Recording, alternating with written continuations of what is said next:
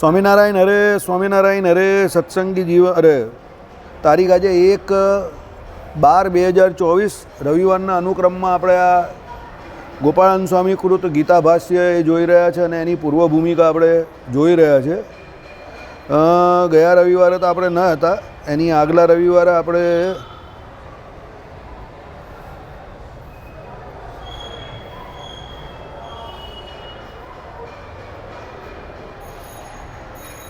આ લગભગ 15મો અધ્યાય જે છે તે પુરુષોત્તમ યોગ એ જોયું હતું. બરાબર, 16મો અધ્યાયમાં એ તો બાકી હતું. એમાં આપણે જોયું હતું કે ભાઈ પુરુષોત્તમ યોગ જે છે એ ભગવાન પુરુષોત્તમ નારાયણથી આ સંસાર જે છે એની ઉત્પત્તિ થાય છે અને ભગવાન પરમેશ્વર નિત્ય અનંત અને સૌના આધાર છે. સગુણ રૂપે જે પોતાના નિત્ય ધામમાં નિવાસ કરે છે. ઉધ્વ મૂળ ઉપરની તરફ મૂળ પરમાત્મા છે. અધઃ શિખમ બ્રહ્મા છે જે નારાયણથી જન્મ્યા છે. આ બધું આપણે જોયેલું. પછી આ સંસાર વૃક્ષ જે છે તે નાશવંત છે, અનિત્ય છે, બ્રહ્મલોક સુધીના ભોગો ક્ષણિક છે. આવું વિવેક દ્વારા સમજીને આ સંસારરૂપી વૃક્ષને અસંગ એટલે વૈરાગ્યરૂપ તીક્ષ્ણ સરથી છેદવાની શક્યતા છે. પરમેશ્વરના પરમધામમાં ગયા પછી આ લોકમાં આવવાનું નથી. માટે જીવનમાં પરમ સર્વશ્રેષ્ઠ અલૌકિક પરમપદની શોધ કરવી, તે પરમપદનું સ્વરૂપ લક્ષણ મહિમા જાણો. બરાબર, શું સમજવાનું છે કે ભાઈ પરમેશ્વરના પરમધામમાં એટલે ભગવાનના ધામમાં ભગવાનની સન્નિધિ મળે. એક વખત ભગવાનનું સુખ આવે, ભગવાનની મૂર્તિનું સુખ આવે, પછી એ ભગવાનનું ધામ જે છે તે અપુનરાવર્તી છે, એટલે ત્યાંથી પછી પાછું અહીંયા આવવાનું નથી.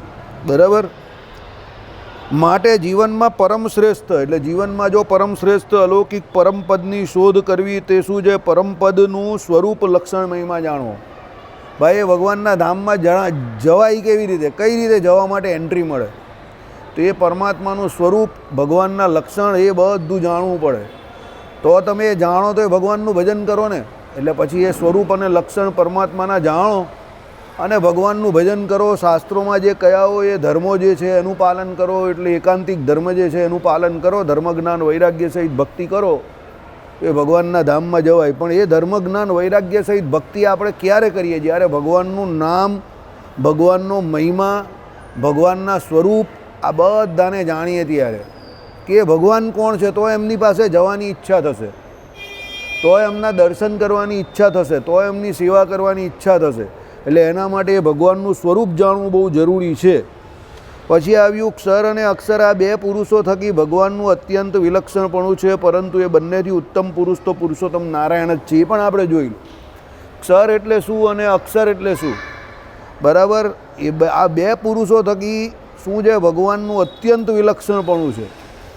બરાબર, એટલે આ લોકમાં જે કોઈ એમ કહે કે 14 લોકના બ્રહ્માંડમાં, એવા અનંત કોટી બ્રહ્માંડમાં જે કોઈ જીવો જે છે બધા માયાના શરીરવાળા છે. એટલે એ લોકો તો બધા કાળે કરીને શરીર જે છે તે એમના નાશ પામે જ છે. અને જે જીવ જે અક્ષર પુરુષ એટલે જે ભગવાનના ધામમાં રહેલા મુક્તો જે છે, બરાબર, એ તો એમનું જે અપ્રાકૃત દિવ્ય દ્રવ્યનું બનેલું શરીર છે તે અને જીવ જે છે એનો તો નાશ થતો જ નથી. તો એ ક્ષર અને અક્ષર એ બંને પુરુષો, બરાબર, બંને પુરુષો જ કયા છે. એટલે અહીંયા રહેલા જે છે તે બધા આપણે ક્ષર પુરુષોમાં આવીએ, માયામાં, લીલા વિભૂતિમાં.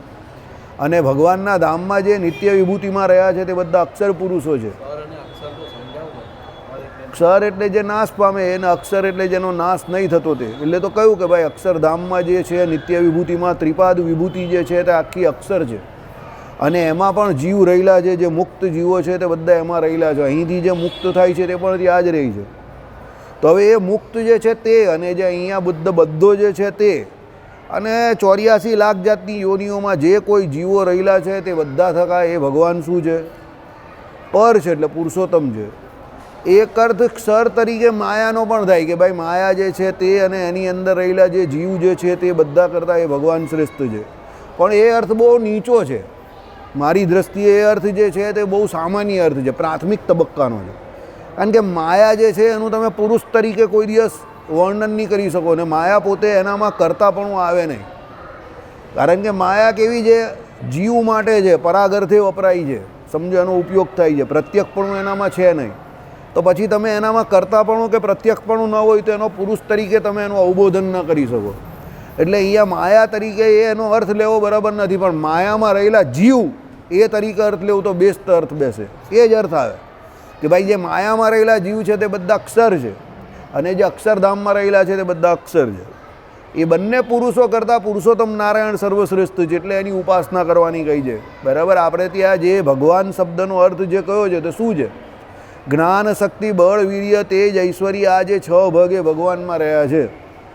પરમાત્મા શબ્દનો અર્થ શું છે?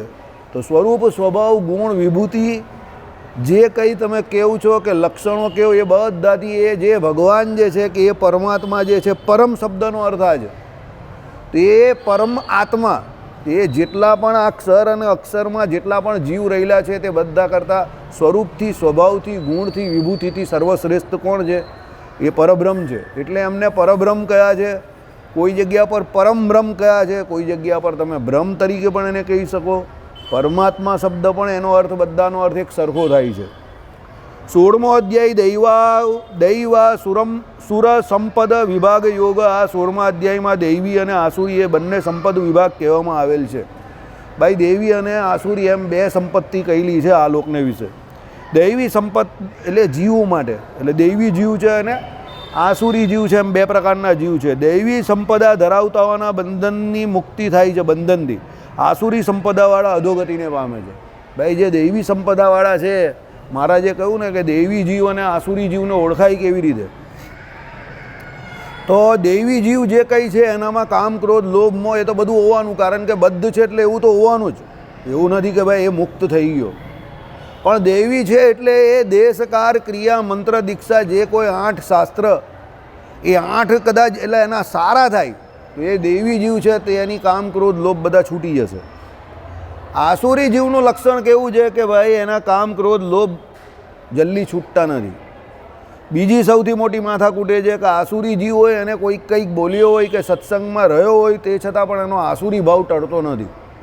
કેવી રીતે નહીં ટળતો? તો ભાઈ એ ભગવાન અને ભગવાનના ભક્તનો દ્રોહ અહીં રહેતા થકા પણ કરે છે.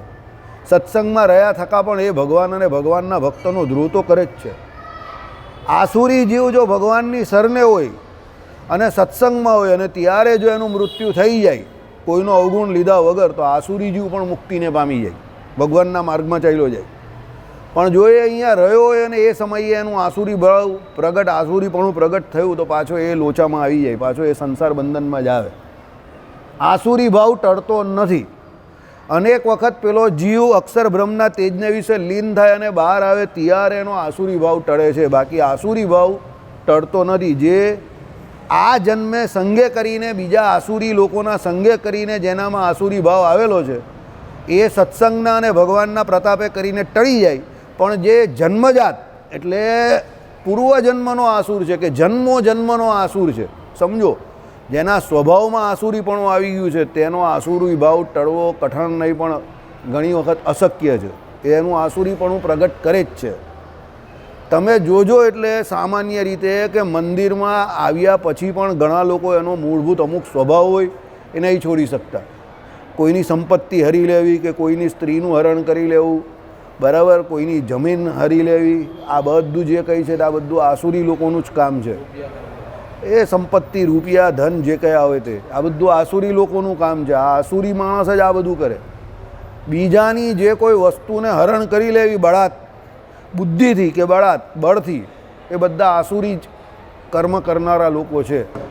એ પછી ગમે તે વસ્ત્ર, આભૂષણ, અલંકાર પહેરેલો હોય, ગ્રહસ્થ હોય કે પછી ગ્રહસ્થ ન હોય કે બીજા કોઈ પણ આશ્રમમાં હોય, પણ જે બીજાની સંપત્તિ કે ધન કે સ્ત્રી કે બીજી કોઈ પણ વસ્તુને પોતાની ન હોવા છતાં બળાત હરવાનો કે બુદ્ધિથી હરવાનો પ્રયત્ન કરે એ બધા આસુરી જીવો. એટલે તમને એ અત્યારે પણ દેખાતા હશે કે ભાઈ મંદિરમાં કદાચ 10 કલાક બેસનારા લોકો પણ આ પ્રમાણે ચાન્સ મળે તો બીજાનું કરી નાખે છે. એ આપણે જોઈએ છે. તો એ શું હોય કે મૂળ એનો આસુરી ભાવ હોય એ ટળ્યો ના હોય. એટલે એવું માનવાની કોઈ જરૂર નથી કે મંદિરમાં આવનારા દરેક વ્યક્તિ સાચા જ હોય કે સારા જ હોય કે ભજન કરવા જ આવે છે. અહીંયા આવીને તમને બહુ વાસીડું વાળતા હોય તો બહુ સારા લાગે, શાક સમારતા હોય તો પેલા બહેનોમાં તમને ઘણા લોકો બહુ સારા લાગે, તમને તરત કોઈ પણ હરિભક્તનો મોબાઈલ ખોવાનો હોય તે મંદિરની ઓફિસમાંથી ઓફિસમાંથી લઈ જાય. એટલે તમને એ બહુ સારું લાગે. મોબાઈલ હોવાના હોય તે મંદિરની ઓફિસમાંથી લઈ જાય. લઈ લેજા. બરાબર. એટલે આમ બહુ સારું લાગે તમને, પણ પછી તમે જોવું કે કાળે કરીને ખબર પડે કેટલા કેટલા છે, કેટલા આવેલા એક જ છે, બાકી 10-12 આવેલા હોય તો અહીંયા. બરાબર. એટલે એ શું છે કે ભાઈ એ આસુરી ભાવ છે, બીજાની વસ્તુ હરી લેવી. બરાબર. એ બુદ્ધિએ કરીને હરે, કોઈ દેવ માટે હરે, બરાબર, કોઈ સત્કર્મ માટે હરે, બરાબર, કોઈ બીજી રીતે હરે, કોઈ કહે કે ભાઈ આજીવિકા માટે હરે. પણ જે રીતે હરતો હોય તે બીજાનું હરે તે બધા આસુરી છે લોકો. જે વસ્તુનો તમારો અધિકાર નથી, જે વસ્તુ પર તમારો માલિકી અધિકાર નથી લાગતો, કે જે વસ્તુ તમને ઉપયોગ કરવા માટે ધણીની આજ્ઞા નથી મળી, એટલે એના માલિકની આજ્ઞા નથી મળી, પછી તમે એને બુદ્ધિપૂર્વક કા બળપૂર્વક જે કંઈ હરી લેવ છો, ચોરી કરી લેવ છો, કે એનું અપહરણ કરો છો, કે જે પણ કંઈ કરો છો, અને પછી તમે એને ઉપયોગમાં લેવ કે ન લેવ, કે કોઈ બીજાને આપી દેવ, પણ એ તમારો આસુરી ભાવ છે. સમજી ગયા? જમીન ઉપરથી કોઈ જગ્યા પર કોઈ માલિકની કોઈની વાડી હોય ને એમાંથી બોર નાના સરખા હોય ને એ બોર પણ જો નીચે ન પડેલા હોય, કાં ભગવાનની પૂજા માટે ફૂલ પણ ચૂંટવાના હોય, તો એ પણ કોઈ ધણીની આજ્ઞા વગર ચૂંટવા નહીં. આ શ્રીજી મહારાજની આજ્ઞા છે. સમજો? એટલે કોઈનું લેવાની વાત જ નહીં કરવાની, જોવાનું જ નહીં. જે આપણું નથી ને એને જોવાની ઈચ્છા જ નહીં રાખવાની, જોવું જ નહીં. ભાઈ આપણું નથી ને જવા દેવું, આપણે શું લેવા દેવું. બીજાની પારકી વસ્તુને કોઈ દિવસ જોવી પણ નહીં. તો જોઈ તો કદાચ લેવાની ઈચ્છા થઈ જાય ને. સમજો? આપણી નથી ને, જોવાની જ નહીં એને. આપણો તો આ સિદ્ધાંત છે વર્ષોથી કે ભાઈ બીજાની વસ્તુ આપણે શું કામની, આપણા ભાગ્યમાં નથી તો નથી, તો નથી, તો નહીં મળી તો જોવાની નહીં. આપણો અધિકાર છે એ જ વસ્તુ લેવાની. અને કદાચ કોઈનું સમય ખરાબ હોય અને કાળે કરીને કોઈનું કંઈક તમને ઉધાર પ્રાપ્ત થયું હોય, કે કોઈકે કદાચ તમને કંઈ મદદ કરી હોય, તો પણ એ જે ઋણાનુબંધ જે છે તેને આને આ જન્મે પૂરું કરવાની પૂરી કોશિશ કરજો, નહીં તો એના માટે જન્મ લેવો પડશે. પ્રાયશ્ચિત તો સત્સંગી જીવનમાં આપણે જોયા જ છે, પણ પ્રાયશ્ચિત ત્યાં ક્યારે થાય કે જ્યારે તમને પશ્ચાતાપ થાય. પણ પછી તમને પશ્ચાતાપ જ નહીં હોય ને ખાલી પ્રાયશ્ચિત કરો ને પાછું એકને એક જ કર્યા કરો, તો એનો કોઈ મતલબ નથી. એના કરતાં પહેલો શ્રેષ્ઠ રસ્તો એ કે કોઈનું એવું કરેલું કરવાનું નહીં ખોટું. અને જો કદાચ એવું તમારાથી તમારા ખરાબ સમયને હિસાબે કોઈકે તમને કંઈક સામેથી દીધું હોય, તો પણ એને ચૂકવવાની પૂરેપૂરી કોશિશ કરીને જજો. ખાતા ક્લિયર ન થશે તો ગમે એટલું ભજન કરતા હશો, મોક્ષ ન થશે. જ્યાં સુધી ખાતા ક્લિયર થઈ જાય નહીં જમા ઉધારના, ત્યાં સુધી મોક્ષ ન થશે. યાદ રાખજો. જાણી જોઈને જે કર્મ કરેલા છે એમાં તો ખાસ. અજાણતામાં હોય એ તો ભગવાન છેલ્લે એવું કરે કે જે સત્કર્મનું ખાતું હોય એમાં જે સત્કર્મ બચેલા હોય તે હરિભક્તોને દઈ સારા માણસોને, જે લોકોના ગુણ ગાતા હોય, સ્તુતિ કરતા હોય એવાના. અને જે ખરાબ માણસ હોય, જે એની નિંદા કરતો હોય, જે મર્યો હોય એની મૃત માણસની, એના ખાતામાં પેલાના બધા જે દુષ્કર્મ બચેલા હોય થોડા ઘણા તે નાખી દે. સમજો? પણ આપણે જ્યાં સુધી આ શરીર ટકેલું છે ને જીવીએ છીએ ત્યાં સુધી પહેલાં એ કોશિશ કરવાની કે કોઈનું ઋણાનું બંધ લેવું નહીં, કરવું નહીં, દેવું કરવાનું નહીં.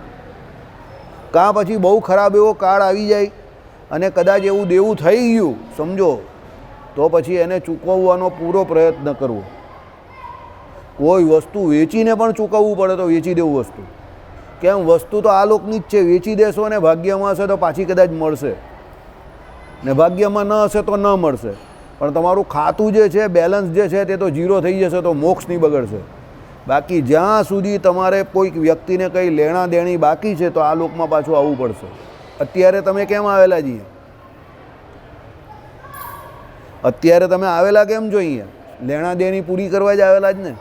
20-22 વર્ષ જે મા બાપે તમને મોટા કર્યા ને તમારી પાછળ જે કોઈ 15-20-25 લાખ રૂપિયા વાપરા હશે, સમજો, તો કેમ વાપરા? તમારી પાછળ જ.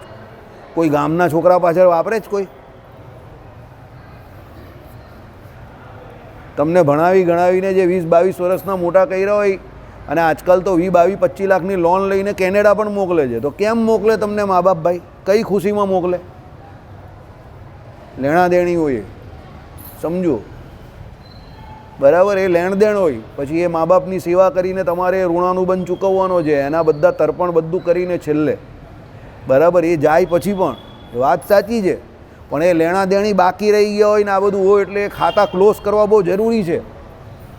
બાકી તમે કોઈના પૈસા ખાઈ જાઓ ને પછી એની જોડે દાદાગીરી કરો, જ્યાં જે થાય તે કરી લે, પછી અહીંયા તમે મંદિરે બેસો ને તમે કહું મેં ચાંદ્રાયન કરી નાખ્યું એટલે કામ પૂરું થઈ ગયું, એમ કંઈ પૂરું થતું નથી ભાઈ. સમજો, કોઈ પણ સંસ્થાના પૈસા પણ તમે કહો કે કોઈ માણસના નહીં ને સંસ્થાના ખાઈ ગયા, કે એ તો કોઈ સંસ્થા છે, એનો કોઈ માલિક જ નથી, તો સંસ્થાના પૈસા ખાઈ જાવ તે પણ સંસ્થામાં કામ કરવા આવવું પડશે. તમે જોયું હશે અમુક સંસ્થામાં બહુ નાના પગારે, બહુ ઓછા પગારે અમુક માણસો નોકરી કરતા હોય, એમાં એનું ગુજરાન માન ચાલતું હોય. એ શું હોય?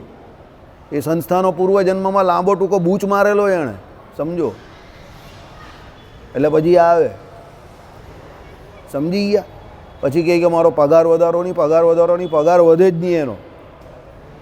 એટલે તમને એમ કે કોઈ સંસ્થાના ખાઈ જાઉં તો એ બજે, કોઈ વીસી કંઈ ખોલી હોય ને એના ખાઈ જાઓ. કોઈ જગ્યા પર બચવાનો કોઈ રસ્તો ભગવાને બાકી રાખ્યો જ નથી. Not a single thing or not a single venue. કોઈ એવું સ્થાન નથી કે જ્યાં તમે પાપ કરીને કે લોકોના પૈસા ખાઈને બચી શકો.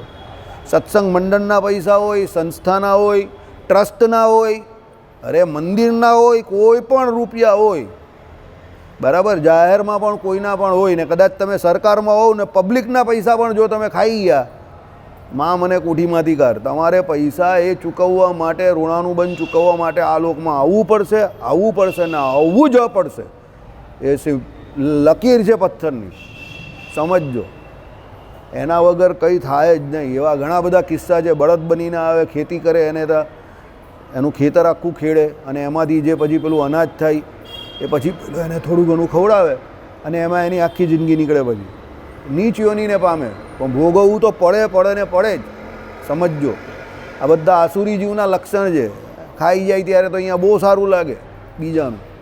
આસુરી જીવ આવું જ કરે, બરાબર. ભગવાને શું કહ્યું? એ અસુર જાણો, બરાબર. આ બધા હિરણ્ય કશુપી કે હિરણ્યાક્ષ કે કંસ, આ બધાને આસુરી કેમ કહેવાય? બરાબર, એના કામ ક્રોધ તો જીતવામાં આવે તો પણ એ લોકો જીતતા જ નહીં હતા, કે જીતવામાં આવતા જ નહીં હતા, પણ એની જોડે એ લોકોની વસ્તુઓને, પર સ્ત્રીને, જમીનોને, ધન સંપત્તિને બળથી હરી લેતા હતા. કુબેર હતા, કુબેરનું પુષ્પક વિમાન હતું, તે રાવણે બળાત હરી લીધેલું. કુબેરની પત્ની પર પણ બળજબરીથી એ કબજો કરવા ગયેલો, પણ એને શ્રાપ આપી દીધેલો. પેલી પતિવ્રતા હતી ને એટલે સીતાજીને પણ એ બળાત હરી ગયેલો, સમજો. હિરણ્યાક્ષ શું હતો? તો પૃથ્વીને લઈને બળાત ચાલ્યો ગયો. હિરણ્ય કશુપી શું હતો? લોભનો આ બધા પ્રત્યક્ષ પ્રમાણ છે, બરાબર. એટલે તમને એમ લાગે કે લોભ આખી દુનિયામાં બધાને છે ને મને પણ છે, તો એમાં કંઈ વાંધો નથી, પણ એ આસુરી લક્ષણ છે. ભગવાને કહ્યું ને, જ્યારે જીવને કામ, ક્રોધ, લોભ આ બધું આવે છે ત્યારે પણ એનામાં એ આસુરી લક્ષણ પેદા થયું એવું કહેવાય. અને મનુષ્ય શું છે? આજે જ મેં એક જગ્યા પર સાંભળ્યું, બધા કહે ને ગાંધર્વ કોણ છે? સાહેબ પૂછતા હતા ને, આ ગંધર્વ રૂપાળા દેખાય. ગાંધર્વ કોઈ છે નહીં. ગંધર્વ દેવતાઓની યોનિમાં થતો જ પુરુષ છે, અને દેવતાઓમાં સૌથી રૂપાળા ગંધર્વો હોય. એટલે બધી અપ્સરાઓને બધા ઇતિહાસમાં નથી આવતું એ ગંધર્વ ઉપર મોહી પડી. અને ગંધર્વોના રાજાઓ એ બહુ અતિશય રૂપાળા હોય. માતા દેવહૂતિ હતા ને, બરાબર. માતા દેવહૂતિ એટલા બધા સૌંદર્યશાળી હતા કે જ્યારે અહીંયા મનુ રાજાના દીકરી હતા, તો એ જ્યારે યુવા અવસ્થામાં આવેલા ત્યારે પુષ્પનો બોલ બનાવીને, એટલે ગેંદ જે કહીએ ને આપણે શું કહીએ, દડો, એ બનાવીને આમ ઉછાળતા હતા. અને ગંધર્વરાજ વિમાનમાંથી જતા હતા, તો એમનું સૌંદર્ય જોઈને વિમાનમાંથી નીચે ઉતરાને ગબડીને ગયા એની પાસે, સમજો. તો પણ દેવહૂતિ એની જોડે પરણા નહીં, એની સામે જોયું પણ નહીં. અને કરદમ કોણ હતા? ઋષિ મુનિ હતા, તપસ્વી હતા, સમજો. 80,000 વર્ષ સુધી તપ કર્યું, સમજો. કરદમે દેવહૂતિને ભૂલી ગયા. ઊભા થયા પછી કહી, દેવી તમે કોણ છો? તો પણ દેવહૂતિ એની જોડે ને જોડે રહ્યા. છેલ્લે સુધી પતિવ્રતાનો ધર્મ પાલન કર્યું. પછી પેલું વિમાન બનાવ્યું, એની તો આપણે ઘણી વખત વાત કરી છે, ધન્ય ગ્રહસ્થાશ્રમમાં. પણ 9 દીકરીઓ થઈ પછી પણ દેવહૂતિએ એક જે સંવાદ કહ્યો એ બહુ જોરદાર છે, કે તમારા જેવા તપસ્વીને પરણીને પણ મારી ભોગક વૃત્તિ જે છે તે ગઈ નહીં. એલાર્મ છે આપણા માટે આ. ભાગવતજીનો ડાયલોગ છે આ, સમજો. 9 દીકરીઓ થઈ પછી પણ એની ભોગે વૃત્તિ ન ગઈ માતા દેવહૂતિની, સમજો. એમણે કપિલ ભગવાનને કહ્યું કે તમે તો તમારા તપની બળથી 1200 કિલોમીટર થાય, 100 યોજન 120 યોજનનું હતું વિમાન, લંબાઈ ગુણ્યા પહોળાઈ, 1200 કિલોમીટરનું આખું વિમાન બનાવેલું હતું. એ વિમાનની અંદર નદી, એ વિમાનની અંદર બગીચા, એ દીવાનની અંદર તળાવો, એ વિમાનની અંદર બ્રહ્માજીની સૃષ્ટિના નહીં પણ યોગ બળે કરીને જે પક્ષીઓ કલરવ કરે તે પક્ષીઓથી માંડીને બધી જ વ્યવસ્થા હતી. વિચાર કરો, 9 કન્યાની ઉત્પત્તિ થઈ ગઈ તો પણ દેવહૂતિને વૈરાગ્ય ન થયો. આટલા વર્ષો સુધી તપસ્વીની સેવા કર્યા પછી પણ.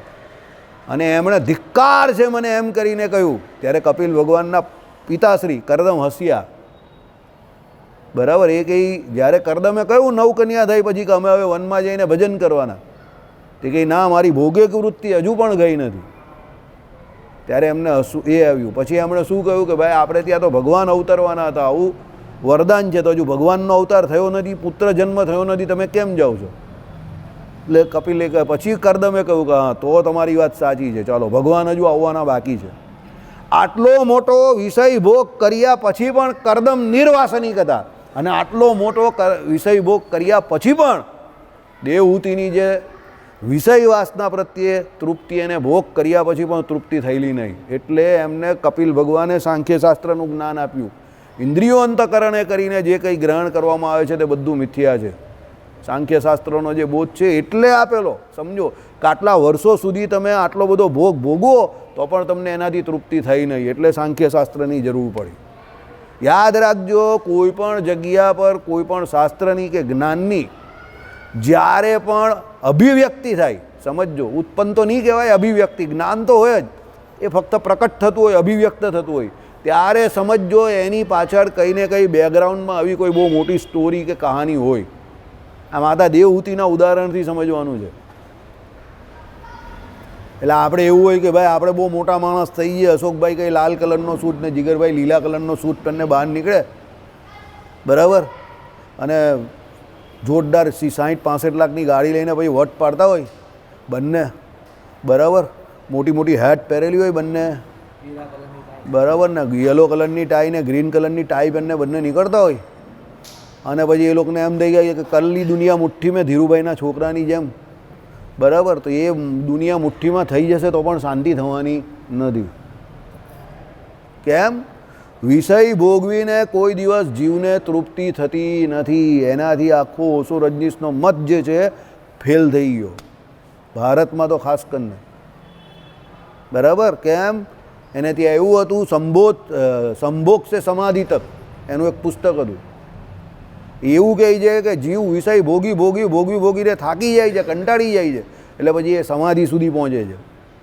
પણ આપણા શાસ્ત્રો ના પાડે છે, જીવ વિષય ભોગવીને કોઈ દિવસ થાકતો જ નથી. આજે લાડુ ખાધા, 5 લાડુ ખાધા, આજે 3 ઢોસા ખાધા, આપણે એમ કે તૃપ્તિ થઈ જવાની, પણ અઠવાડિયા પછી પાછા આવે ને તો પાછા 3 ને બદલે 5 માંગે. સમજી ગયા? એટલે એનાથી તૃપ્તિ થવાની નથી. એટલે અત્યારે એમ ઘડીક વિષય ભોગવી લઉં ને તૃપ્તિ થઈ જાય, બાકી રહી ગયું. આ બાકી રહી ગયું ને એ શબ્દ મને કોઈ બોલે ને તો બહુ ગુસ્સો આવે મને. બાકી હું રહી ગયું યાર? એ ઘણા લોકો કે એ તો તમને સહેજે સહેજે મળેલું એટલે અમારું બાકી રહી ગયું જ જરા. અરે પણ એને અક્કલ નથી કે અમને સહેજે સહેજે મળેલું જ તો અમારું પણ કંઈક તો બાકી હશે જ ને, તો જ અહીંયા તારી સામે ઊભા રહેલા જ ને, નહીં તો ભગવાનના ધામમાં નહીં પહોંચી ગયા હોય. બધાને જ આજકાલ આ એક બહુ મોટી અભિવ્યક્તિ છે કે મારું કંઈક બાકી રહી ગયું છે ને તમારું કંઈ બાકી નથી. અરે બાકી મારું પણ રહેલું હોય ને તારું પણ રહેલું હોય, અહીંયા કોઈ બચ્યો નથી એનાથી, સમજો. પણ એ બાકી રહી ગયું છે, એ જે અભિવ્યક્તિ છે કે એ ભાવ જે છે એ ટાળવાનો છે, તો મુક્ત થવાશે. એ બાકી રહી ગયું છે એ જ તો આપણે જન્મ મરણનું કારણ છે, એ વિષય ભોગ. સમજો, એ તમે ભોગવો છો કે નથી ભોગવતા સમજો, પણ એ ભોગવવાની ઈચ્છા જે છે એ જન્મ મરણનું કારણ છે. ભોગની ઈચ્છા, ભોગવો છો કે નથી ભોગવતા એ મેઇન કારણ નથી, પણ ભોગની ઈચ્છા છે એ જન્મ મરણનું કારણ છે, કારણ કે એ વાસના છે. કારણ કે એક વસ્તુ બહુ સિમ્પલ છે, બધાની બધી વાસના તો પૂરી થતી નથી. લકીર કા ફકીર હોય તો કાદી પૂરી થાય? 1200 કિલોમીટરનું વિમાન કોણ બનાવી શકે? કે એલન મસ્ક બનાવી શકે? કે આ બનાવી શકે? સમજો, કોણ? કરદમ બનાવી શકે. હવે એ લોકોનું એની પાછળ પુણ્ય તો હોય ને, સુકૃત તો હોય ને. હવે 1200 કિલોમીટરની પણ 2 કિલોમીટરનું તો વિમાન બનાવવાની અહીંયા પણ ઘણા લોકો આશા રાખતા હોય ને, પણ એની આ જન્મે પૂરી તો ન થાય ને. સમજો, તો પૂરી ન થઈ એટલે શું થઈ ગયું? ઈચ્છા તો રહી ગઈ ને, એટલે જન્મ થાય. એટલે તમે શું ભોગવો છો કે શું ભોગવવાના નથી એ નહીં મેટર કરતું, પણ શું ભોગવું છે કે નથી ભોગવું એની ઈચ્છા જે છે એ જન્મ મરણનું કારણ છે. એટલે શાસ્ત્રોમાં કહ્યું સાહજિક રીતે જે કંઈ ગ્રહણ કરો છો એમાં વાંધો નથી આવતો. ઇન્દ્રિયમાં બધી ઇન્દ્રિય સાહજિક રીતે એનો વિષય જે છે એ કરવાની જ છે, એનું કામ છે, એનો જોબ છે. આંખ જોવાની છે તો જોવાનું છે, પણ સારું જોવું ને. ભગવાનના દર્શન કરો, ભગવાનના ભક્તોના દર્શન કરો, સત્શાસ્ત્રનો એના દ્વારા દર્શન કરો, સત્પુરુષોના દર્શન કરો, સાધુઓના દર્શન કરો. એ જોવાનો વિષય છે. બીજા વિષયથી બચો, કારણ કે એનું કામ જ જોવાનું છે. તે જોવાની તો છે જ. સમજો, નાક તો સૂંઘવાની છે, જીવા તો સ્વાદનું કામ છે એનું, ને વાણી જે છે તે બોલવાની છે. તો બોલો તો શું બોલો? ભગવાન સંબંધી ક્રિયા કરો, ભગવાન સંબંધી ભગવાનના ગુણ, કથા, વાર્તા, કીર્તન ગાઓ, ભજન ગાઓ. સ્વાદ તો ભગવાનનો મહાપ્રસાદ ગ્રહણ કરો. સમજો, બરાબર? પછી જેવું તેવું ના ખાવાનું. એનું કામ તો કરશે જ ને. એને ભગવાને બનાવી કેમ? એનું કંઈ કામ નહીં હોય તો ભગવાન એને બનાવે જ નહીં. આપણે વારંવાર એક વાત શાસ્ત્રોમાંથી જોઈશું, ભગવાને આ દુનિયામાં કોઈ પણ વેસ્ટ પ્રોડક્ટ બનાવી નથી. એનો ઉપયોગ આપણે નહીં ખબર, એ આપણો વાંક છે. વેસ્ટ કોઈ નથી, બધા બેસ્ટ છે પોતપોતાની રીતે. આ ભાઈ એની રીતે બેસ્ટ છે, પેલા ભાઈ એની રીતે બેસ્ટ છે, આ ભાઈ એમની રીતે બેસ્ટ છે, આ ભાઈ એની રીતે બેસ્ટ છે, આ બા કાકા એમની રીતે બેસ્ટ છે, હરજીભાઈ એની રીતે બેસ્ટ છે. સમજો, વેસ્ટ કોઈ નથી, નોબડી ઇઝ વેસ્ટ. પણ આપણે એનો બેસ્ટ ઉપયોગ કરતા નથી આવડતો. પ્રોબ્લેમ આ છે. બાકી ભગવાને દુનિયા બનાવેલી હોય એમાં કંઈ વેસ્ટ હોય ખરું? વિચાર તો કરો જરા, અક્કલ. ભગવાન બેસ્ટમાં બેસ્ટ છે તો એમને જે પ્રોડક્શન કરેલું હોય તેમાં બેસ્ટ નહીં હોય, વેસ્ટ હોય બધું. પણ એને સમજવાનું કેવી રીતે છે ખબર? ભગવાન કહે એ દુનિયા તો મેં બનાવેલી છે, જગતને બનાવનાર જગદીશ છે. જો એ બેસ્ટ છે તો હું કેવો? આઈડિયા આવી ગયા? જેનું સર્જન આટલું બેસ્ટ લાગે જ તમને, જેમાં તમે મોહ પડી જાય, તમને મોહ પામી જાઓ છો, કે જેને ભોગવવાની તમને ઈચ્છા થઈ જાય, તો ભગવાન કહે કે તમે આ જગતને જોઈને આટલો મોહ પામો છો, એને બનાવનારો હું છું, તો હું કેવો હોઈશ? તો બુદ્ધિશાળી માણસે એ વિચારવાનું છે કે જો જગત આટલું રૂપાળું મને દેખાય છે અને એમાં હું મોહી પડું છું, તો એ જગતને બનાવનાર જગદીશ કેવો હોય? સમજો, તો મને જોવાનો પ્રયત્ન કરો, ક્રિએશનને નહીં, ક્રિએટરને જોવાનો પ્રયત્ન કરો. ક્રિએશન તો ક્રિએટરે બનાવેલું છે, બરાબર? યાદ રાખજો, પેઇન્ટિંગ ગમે એટલું સારું હોય, ફિલ્મ ગમે એટલી સારી બનેલી હોય, નાટક ગમે એટલું સારું બનેલું હોય, કોઈ ગ્રંથ ગમે એટલો સારો લખેલો હોય, પણ એક વસ્તુ યાદ રાખજો, એ કોઈ પણ એક વ્યક્તિ જે છે ને એની જ્ઞાન શક્તિનું પરિણામ છે. એટલે જેની જ્ઞાન શક્તિનું એ પરિણામ છે, જે જ્ઞાતા જે છે, સમજજો, એ એના કરતાં, એના જે ક્રિએશન કરતાં 100% સારો હોવાનો અને સારો જોવાનો, બેસ્ટ જોવાનો. કારણ કે એની એવી ઘણી બધી કૃતિ હોય. તમે તો એક જ જોઈ છે, પણ એની એવી ઘણી બધી કૃતિઓ જે છે જે જગતમાં ફરે છે.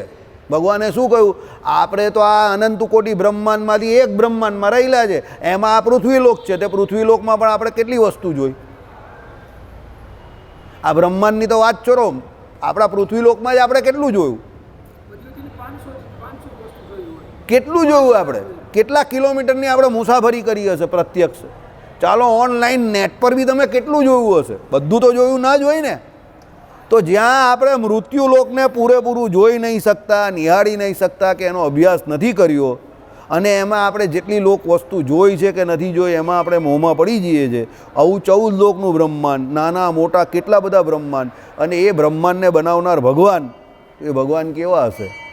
વિચાર તો કરો. જેનું ક્રિએશન આટલું જોરદાર છે તો એ ક્રિએટર કેવો હશે? ये कौन चित्रकार है, ये कौन चित्रकार है? બરાબર?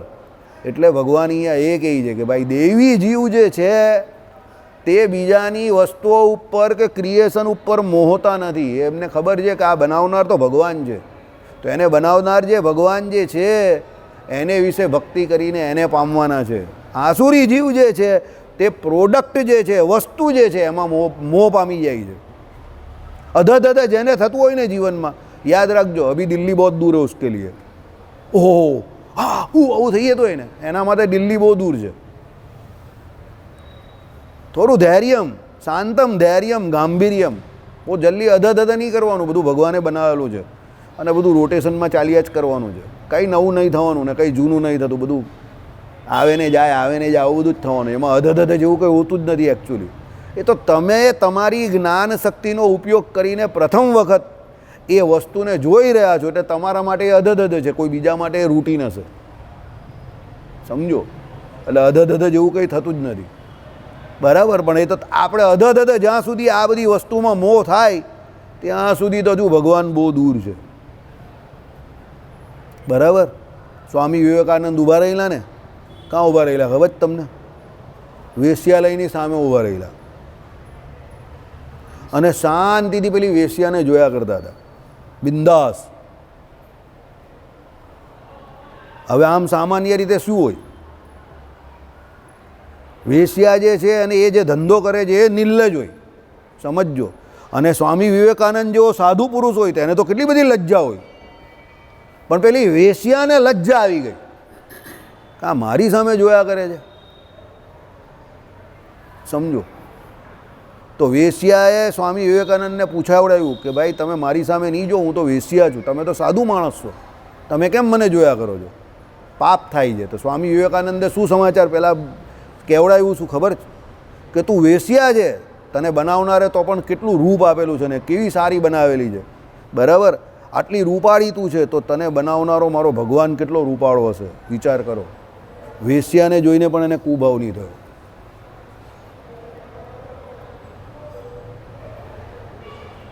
વેશ્યાવાળમાં ઊભા રહીને સમજો માણસ કેટલો મજબૂત ને ટીકાવ હશે. બીજી એક ઘટના એવી ઘટી, રામચંદ્ર ભગવાનને મારીચે જોયા ને, મારીચે ભગવાનને મારા નહીં, જ્યારે પેલા યજ્ઞની રક્ષા માટે ગયા ને વિષ્ણુને થઈ, તો પછી મારીચે અને ભગવાનને સંવાદ થાય છે કે મને મારો તો એ કેમ નહીં, કેમ જુદો પડેલો. મારીચને તે સમયે ભગવાને જોઈને એવું થયું કે બસ આ એક ઈશ્વર છે કે જેને હું મેળવવા માગું છું. એ જે ભાવ પ્રગટો ભગવાનને જોઈને એટલે એને ભગવાને માર્યો નથી. હવે એ રાક્ષસો હતા એને ભગવાને જોઈને ભગવાન દેખાયા. એ બધા રૂપમાં મોહી ગયેલા. એ મારીચ અને સુબાહુ હતા ને તે અને ખર ને દુષણની જે સેના હતી ને એ બધા ભગવાનનું રૂપ જોઈને મોહી પડેલા. ચાલો ઓકે. એટલે એ એકલા એ નહીં, તમે જે કહેવું છો ને એટલા એ નહીં. ચિત્રકૂટને વિશે જેટલા ઋષિમુનિઓ હતા ને એ પણ ભગવાન રામચંદ્રજીને જોયા ને તે પણ બધા મોહી પડેલા. અને એ શું વિચારતા હતા ખબર? કે ધન્ય છે સીતાજી કે જે રામચંદ્રજીને પુરુષ તરીકે પામેલી છે. જો અમે સીતાજીની જેમ સ્ત્રીઓ હતે તો રામચંદ્ર ભગવાનને પામવા ઈચ્છતે. તો ભગવાને શું કહ્યું ખબર? તથાસ્તુ. હે બધી પછી ગોપીઓ થઈને આવી, એ બધી ઋષિ મુનિઓ. ભગવાન પરમ પુરુષ છે, સમજો? ભગવાન પરમ પુરુષ છે, પુરુષોત્તમ નારાયણ છે. એ સીતાજીના ભાગ્યને એ લોકો માનતી હતી કે ધન્ય છે સીતાજી કે જે સ્ત્રી રૂપે છે, રામના રૂપને સૌંદર્યને અત્યારે માણી શકે છે, આપણે નહીં માણી શકતા. હવે તમે વિચાર કરો, પુરુષ થઈને પુરુષને આટલું એટ્રેક્શન જો રામ ભગવાન પ્રત્યે થતું હોય તો રામચંદ્ર ભગવાન કેટલા રૂપાળા હશે. એ પણ જંગલમાં કોઈ પણ પ્રકારના શ્રૃંગાર વગર વલ્કલ વસ્ત્રમાં હતા ભગવાન રામચંદ્રજી, તપશ્ચર્યા કરતા હતા. સમજો? જટાધારી હતા એ રામચંદ્ર ભગવાન. એને જોઈને ચિત્રકૂટને વિશે ત્યાંના તપસ્વીઓનું મન જે હતું તે ડોલી ગયેલું. એ બધા તપસ્વી, એ કોઈ વિષય ભોગી નહીં હતા પાછા, એ તપસ્વી હતા, ત્યાગી હતા. સમજો? એવા એ બધા સ્ત્રી ધનના ત્યાગી હતા. એને ભગવાન રામચંદ્રજીનું રૂપ જોઈને એવું થયું કે વાહ વાહ ધન્ય છે, એટલું રૂપ ભગવાનનું. બરાબર? એટલે ભગવાન જેવું જગતમાં કોઈનું રૂપ નથી. મહારાજે કહ્યું ને ભગવાન જેવો કોઈનામાં શબ્દ સ્પર્શ રૂપ કે રસ કે ગંધ ભગવાનમાં જે છે તે બીજા કોઈમાં નથી. અને એક ભગવાનની મૂર્તિ જેવી છે કે જેમાં પાંચેય વિષયનું સુખ એક સાથે આવે છે, શબ્દ સ્પર્શ રૂપ રસ અને ગંધ.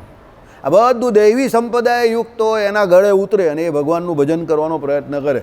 આસુરી જીવ હોય તે ન ઉતરે એને. બરાબર? રાવણને આ વાત ખબર પડી ગયેલી જ્યારે ખર ને દૂષણને ભગવાન રામચંદ્રજીએ મારી નાખ્યા અને રાવણને એ સમાચાર મળ્યા એટલે તુલસીદાસજીએ ચોપાઈ લખી દીધી.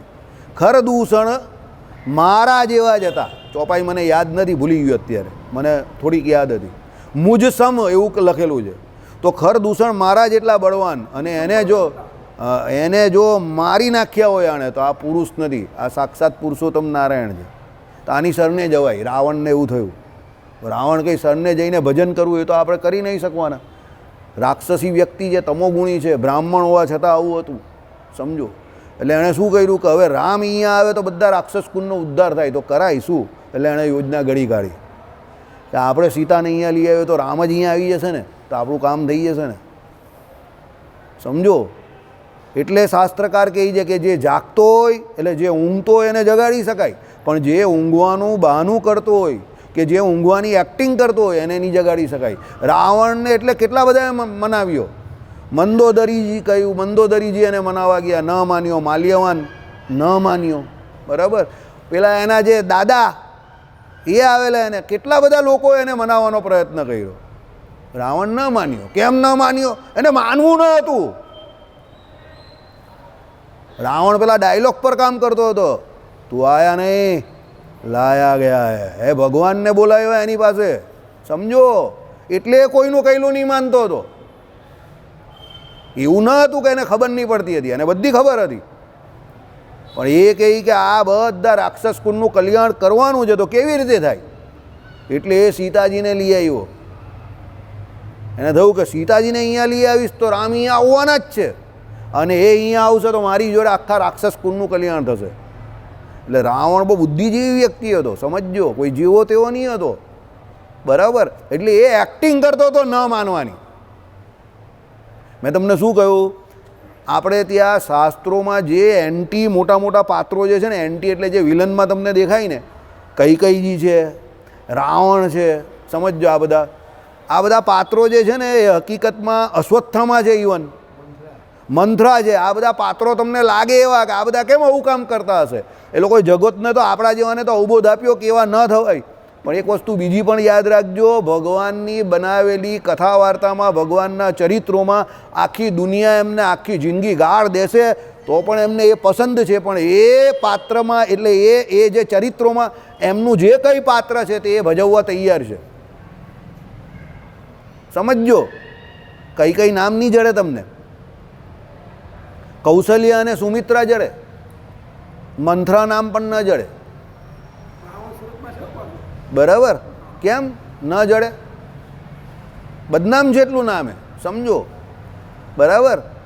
કહેવાનું તાત્પર્ય શું છે, એ બધા પાત્રો જે હતા એ બધા પાત્રો નેગેટિવ રોલમાં અમર થઈ ગયા, સમજો. એમણે એ કામ એવું કર્યું, પણ એ આસુરી છે, એટલે ભગવાને ના પાડી કે ભાઈ આપણે એનું અનુસરણ કે અનુકરણ કરવાનું નથી, આપણે ભગવાનનું ભજન કરવાનું છે, સ્નેહ ભાવે કરીને ભગવાનને ભજવાના છે. કારણ કે આપણે ભગવત ભક્ત છે, આપણે આસુરી જીવ નથી થવું. અશ્વત્થામાં તમને ખબર છે ત્રિકાળ સંધ્યા કરતો હતો, 6 અંગો સહિત વેદોને ભણેલો વ્યક્તિ હતો, સમજો. તપોનિષ્ઠ બ્રાહ્મણ હતો, બરાબર. પણ કુસંગે કરીને દુર્યોધનનું અનાજ એના પેટમાં ગયેલું, એને કરીને એની બુદ્ધિ ભ્રષ્ટ થઈ ગયેલી. અને સૌથી મોટી વાત, શ્રી કૃષ્ણ ભગવાનનો એને આશરો નહીં હતો.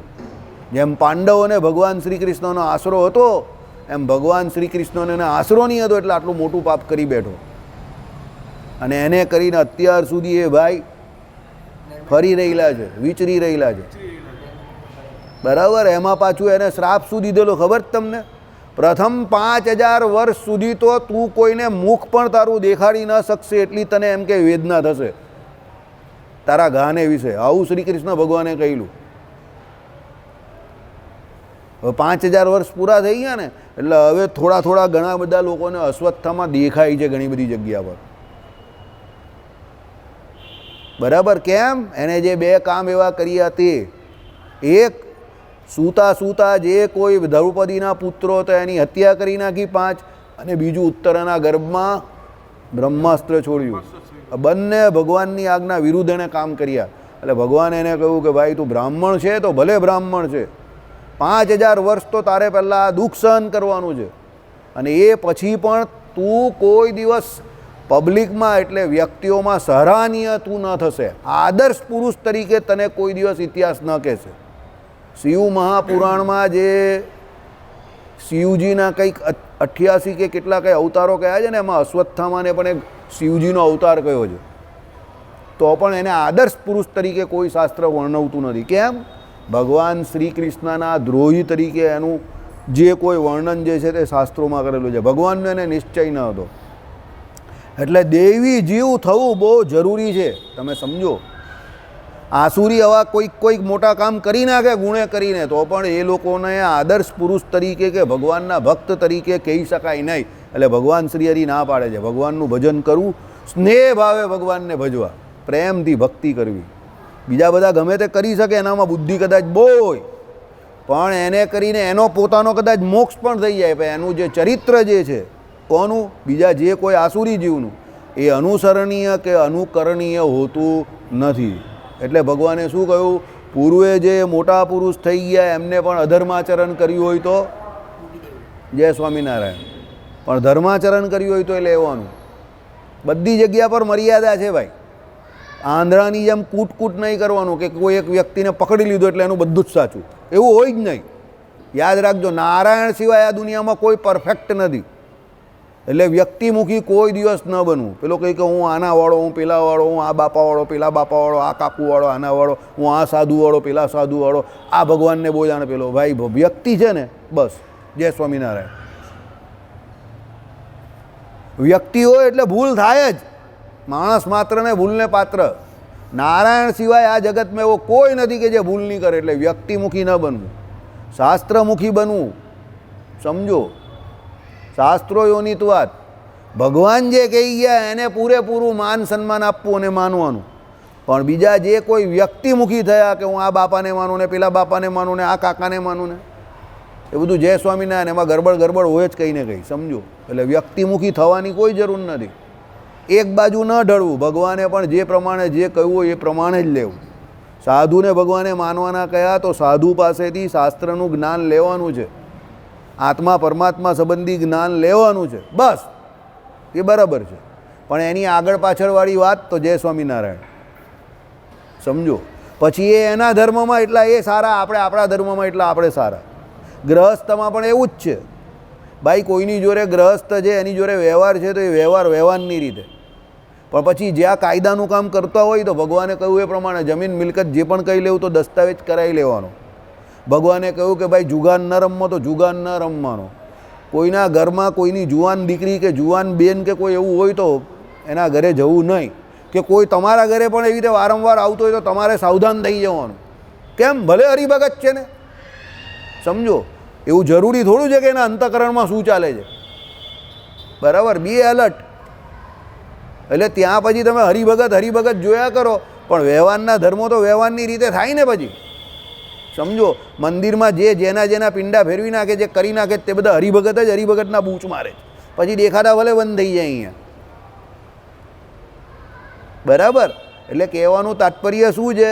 બધી વાત સાચી છે, પણ કઈ જગ્યા પર કઈ વાત લાગે છે એમાં તમારે સેન્સિબલ થવાનું છે. કાલે જ મેં એક જગ્યા પર એક વિડીયો સાંભળો. ભાઈ ઇન્ટેલિજન્ટ લોકો એટલા સફળ નથી હોતા, એટલા સેન્સિબલ લોકો સફળ હોય છે. એ ભાઈએ એવું કહ્યું. હું થોડુંક એમાં ઉમેરવા માગું છું કે ઘણી વખત એવું હોય કે જે જેટલો ઇન્ટેલિજન્ટ હોય એટલો સેન્સિબલ પણ હોય, એ પણ બને. પણ ઘણી વખત શું હોય કે જે ઇન્ટેલિજન્ટ હોય એ વધારે જડ પણ હોય, કે કારણ કે એના નિયમને પકડી રાખે, એટલે પછી નુકસાન કરે.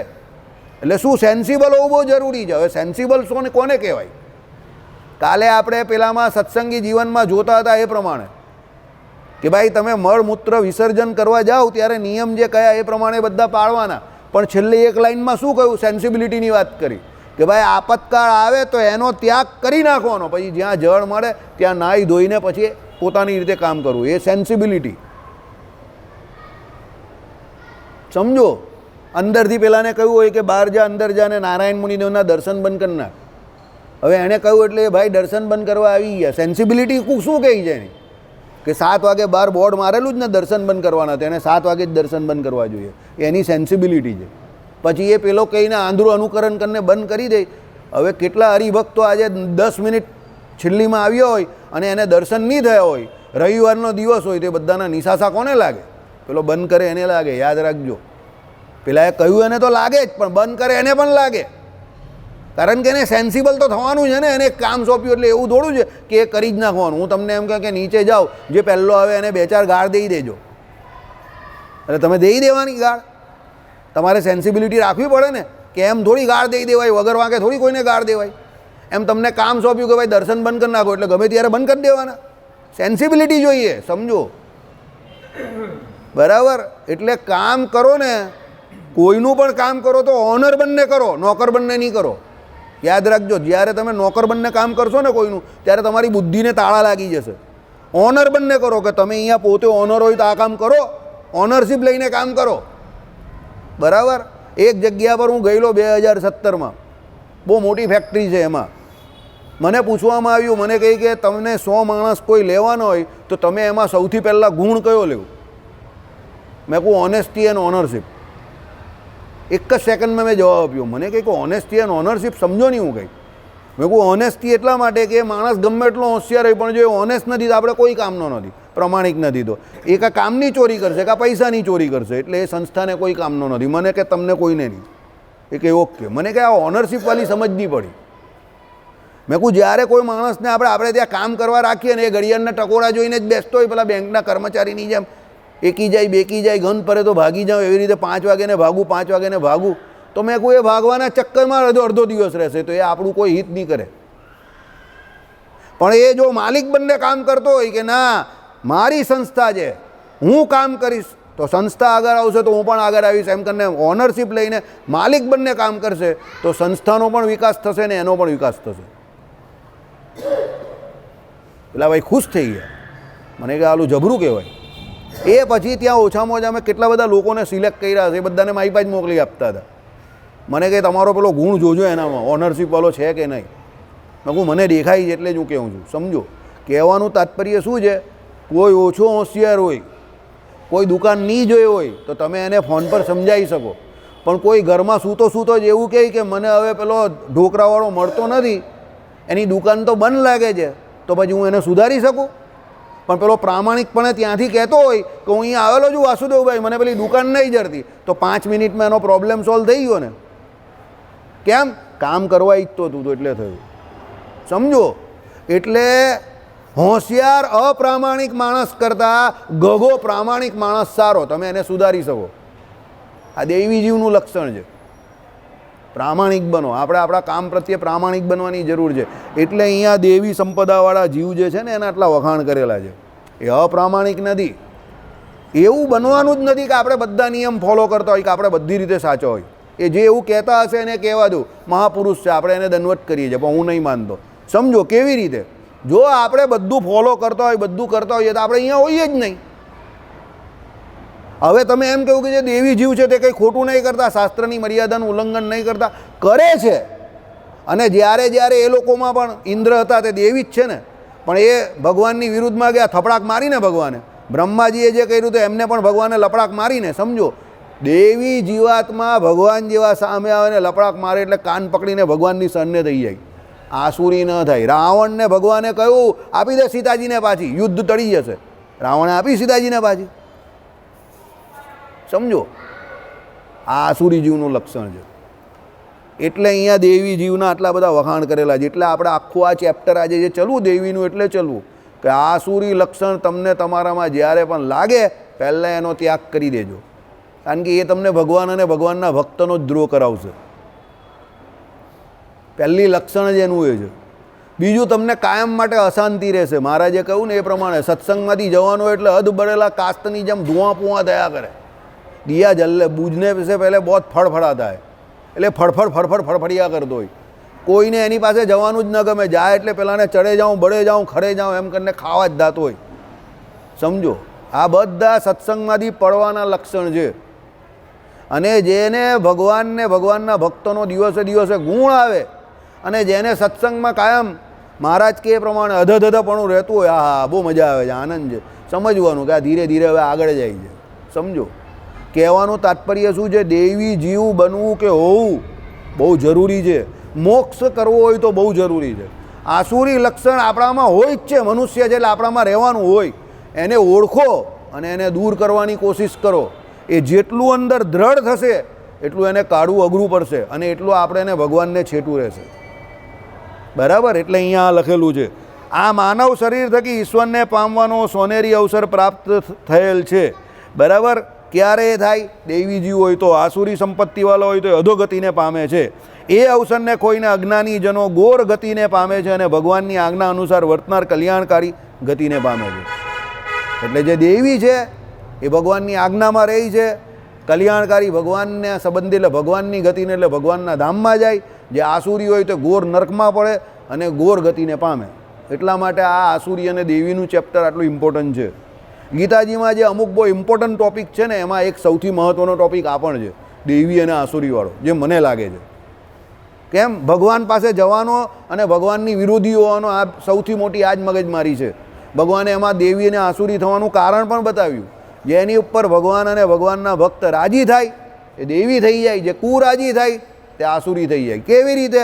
વૈકુંઠ લોકમાં ગયા પછી પણ સનકાદિકનો દ્રોહ કર્યો તો જય અને વિજય આસુરી યોનીને પામ્યા, નીચે આવી ગયા.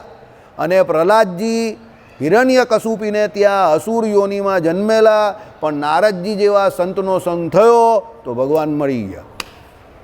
સીધી સટ વાત, લાખ રૂપિયા કી બાત કી. હા, એટલે ભગવાને કહ્યું ને, એમાં ભગવાનના ભક્તોનો ખાસ કરીને અનુગ્રહ અને ભગવાનના ભક્તોનો દ્રોહ, બસ. કા દેવી કા આસુરી, આ નક્કી છે. એટલે જય સ્વામિનારાયણ. અહીંયા હારવામાં મજા છે, યહાં પર જીતને મેં મજા નહીં હે. અહીંયા હારીને મજા છે. બરાબર? એટલે અહીંયા બહુ જીતવાની વાત કરતા નહીં. આ નીચેની પેલી અંદરથી આવો એટલે જય સ્વામિનારાયણ. આ ગરદન નીચી અને હારવાની વાત કરશો તો ફાવશો, જીતવામાં અહીંયા ફાયદો નથી. તમે એક વખત હારી જશો ને તો કોઈની જોડે કંઈ બગડું હશે ને તો 2-4 મહિને પાછું 2-4 વર્ષે બી સુધરી જશે. પણ પછી એવા શબ્દ કે એવું કંઈક કર્યું હશે તો આખી જિંદગી અબોલા થશે ને બધી મગજમારી થશે. એટલે એવી બહુ માથાકૂટમાં પડવું નહીં. હારીને રહેવામાં અહીંયા ફાયદો છે. આપણે આપણી જાતને સાબિત કરીને કંઈ ફાયદો ન થતો હોય તો પછી સાબિત કરવાની જરૂર જ કાં છે? શાંતિથી જીવવાની. જો સાબિત કરીને શાંતિ ન થતી હોય તો પછી એના કરતાં સાબિત કર્યા વગર શાંતિથી જીવાતું હોય તો હું કામ સાબિત કરવા જઈએ બધું? સમજો, મને એટલી સમજ પડે. શ્રીપતિમ શ્રીધરમ સર્વદેવેશ્વરમ